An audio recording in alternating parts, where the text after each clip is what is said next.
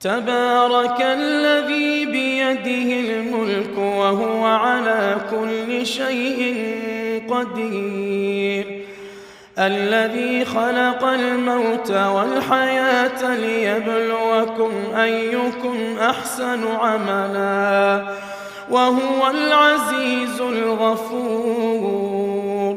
الذي خلق 7 سماوات طباقا